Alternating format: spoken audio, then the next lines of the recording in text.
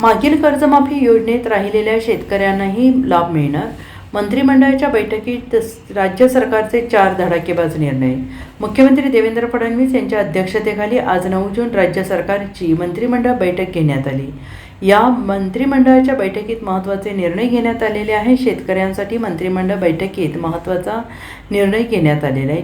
मागील कर्जमाफी योजनेत राहिलेल्या शेतकऱ्यांनाही आता कर्जमाफी मिळणार आहे। यासाठी जवळपास 14,000 कोटी रुपये दिले जाणार आहेत। 2017 आणि 2019च्या कर्जमाफीत अनेक शेतकरी अडकले होते। 2017 आणि 2019च्या कर्जमाफी योजनेत अनेक शेतकऱ्यांना पात्र असूनही कर्जमाफीचा लाभ मिळालेला नव्हता।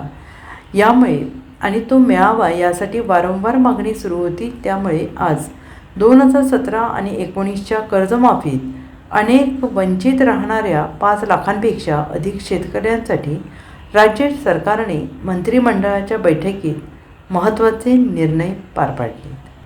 Bureau report SBN Marathi, Mumbai.